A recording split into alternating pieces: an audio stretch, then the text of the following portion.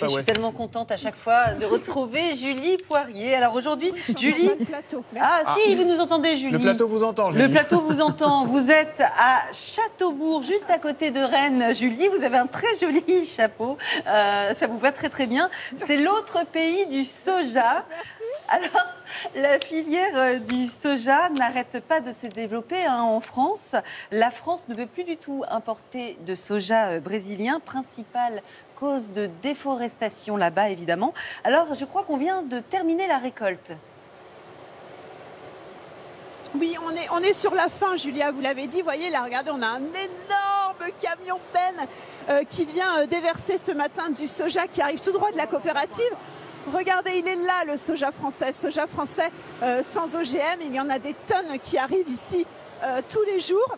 Il faut savoir qu'en 10 ans, eh bien, en fait, on a multiplié par 4 tout simplement la production de soja en France. On est passé de 42 000 hectares à plus de 150 000. Aujourd'hui, il existe 14 000 agriculteurs qui produisent du soja et on l'a dit, c'est du soja à la fois traditionnel, mais il existe aussi du soja bio et on l'utilise en France pour notre alimentation. Alors justement, c'était ma question, quel type d'alimentation, pourquoi on utilise finalement le soja ?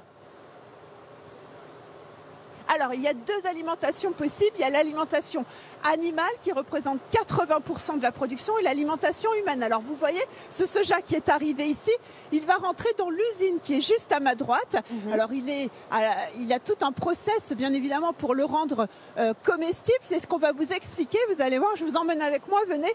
Il faut savoir qu'en France, aujourd'hui, 57% de la production de soja est faite plutôt dans le sud-ouest.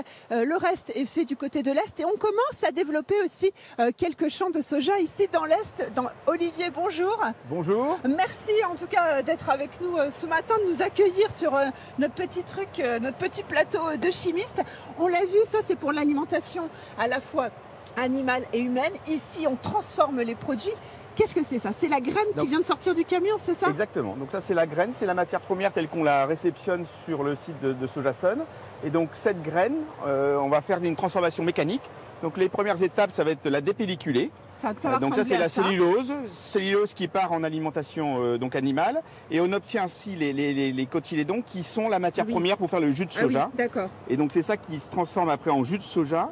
D'un côté, on a la partie soluble et la partie insoluble qui est l'okara, qui part donc plutôt en ingrédient pour la biscuit. Ah, bien sûr, bien sûr. On dirait un peu du lait. Ça se rapproche beaucoup du lait. Ah, oui, on sent le soja. Exactement. Donc voilà. On est sur une logique de lait équivalent d'un lait demi-écrémé qu'on peut transformer après par une logique de fermentation en produit type dessert.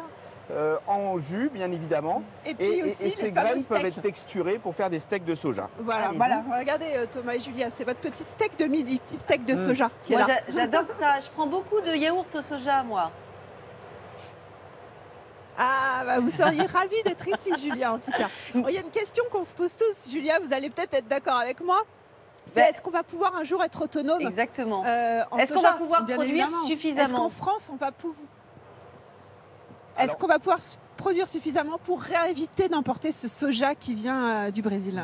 Alors, pour la partie alimentation humaine, aujourd'hui 100% des produits soja vendus en France sont faits avec du soja français. D'accord. Garanti sans OGM, donc 100%. Et ça correspond à 20% de la production nationale. Donc on a largement de quoi faire avec la production nationale.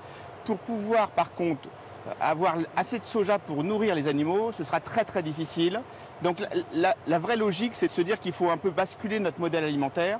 La nutrition dit toujours qu'il faut un équilibre entre les protéines végétales et les protéines animales. Donc j'aurais tendance à dire que chacun peut prendre sa part. En consommant plus de végétaux, quelque part, on va pouvoir baisser cette dépendance et retrouver une souveraineté alimentaire. Et ben voilà, Julia et Thomas, vous avez tout compris. À midi, c'est soja pour tout le monde à la cantoche. Vive le soja français. Et vous me garderez cette petite Charlotte qui vous va très bien. Hein. C'est très joli. Ah oui, je devais l'enlever en arrivant dehors, mais je me suis trop habituée en fait à la garder. Très bien. C'est magnifique. Merci beaucoup, Julie.